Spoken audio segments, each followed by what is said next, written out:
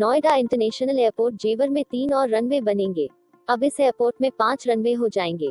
3 runway की तकनीकी आर्थिक फिजिबिलिटी रिपोर्ट TEFR तैयार हो गई है। पहले चरण में 2 रनवे पर काम शुरू होगा। इसके साथ ही 1 रनवे और बनेगा। यह runway MRO maintenance, repairing and overhauling के लिए होगा। जेवर एयरपोर्ट पर MRO बन जाने से भारतीय एविएशन इंडस्ट्री की श्रीलंका और सिंगापुर जैसे देशों पर निर्भरता खत्म हो जाएगी। दूसरी ओर भारतीय एविएशन कंपनियों को करोड़ों डॉलर सालाना बचत होगी। सोमवार को यह जानकारी यमुना एक्सप्रेसवे औद्योगिक विकास प्राधिकरण की ओर से दी गई है। यह परियोजना 5000 हेक्टेयर जमीन पर मूर्त रूप लेगी। जेवर एयरपोर्ट के पहले चरण के लिए 2 रनवे के लिए विकासकर्ता कंपनी का चयन हो गया है। जल्द ही Swiss company Zurich international airport AG के साथ नोएडा इंटरनेशनल एयरपोर्ट लिमिटेड नियाल अनुबंध होगा।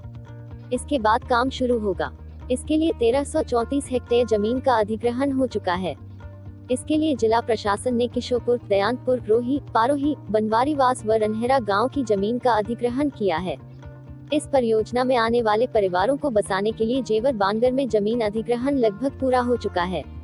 यहाँ पर 48 हेक्टेयर से अधिक जमीन का अधिग्रहण किया गया है। यह काम भी तेजी से चल रहा है।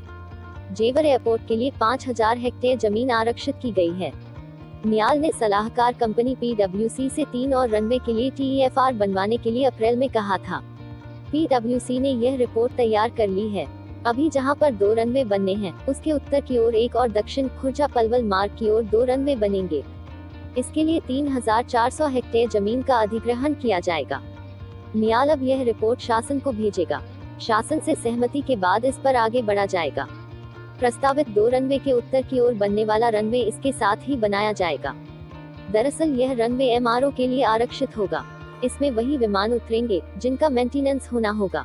जेवर एयरपोर्ट को MRO हब बनाया जाए। अभी तक देश के विमानों का रखरखाव अधिकतर दूसरे देशों में होता है, जिसकी वजह से सालाना करोड़ों डॉलर विदेशी मुद्रा श्रीलंका और सिंगापुर जैसे देशों में चली जाती है। MRO हब जेवर इंटरनेशनल एयरपोर्ट पर बनेगा तो न केवल देश की विदेशी मुद्रा बचेगी, बल्कि दूसरे देशों की एविएशन कंपनियां यहां अपने हवाई जहाज सुधरवाने लेकर आएंगी, जिससे भारतीय एविएशन इंडस्ट्री को उल्टा फायदा होगा। यमुना प्राधिकरण ने एविएशन हब विकसित करने के लिए यहां 3 सेक्टरों को आरक्षित किया है। सेक्टर 7, 8 और 30 इसके लिए आरक्षित किए गए हैं। यहां पर एविएशन सेक्टर से जुड़ी कंपनियों को तरजीह दी जाएगी। विमानों में रखरखाव में अभी बोइंग व एयरबस सबसे आगे हैं। भारत के बाजार को देखते हुए ये कंपनियां भी यहां आ सकती हैं। उत्तर प्रदेश एविएशन सेक्टर का हब बनने की ओर अग्रसर है। यहां पर 4 अंतर्राष्ट्रीय हवाई अड्डे होंगे। इसमें कुछ चल रहे हैं तो कुछ बनने की ओर अग्रसर हैं। इसमें लखनऊ, वाराणसी, कुशीनगर व जेवर शामिल हैं। इसके अलावा 25 घरेलू हवाई अड्डे हैं, जबकि इस प्रदेश की कुल आबादी करीब 24 करोड़ है। यमुना एक्सप्रेसवे औद्योगिक विकास प्राधिकरण और नायल के मुख्य कार्यपालक अधिकारी डॉक्टर अरुणवीर सिंह का कहना है कि जेवर एयरपोर्ट में अब 5 रनवे बनाए जाएंगे। 3 और रनवे की रिपोर्ट तैयार हो गई है। जल्द ही इस रिपोर्ट को शासन को भेजा जाएगा। शासन की सहमति के बाद आगे की कार्रवाई की जाएगी।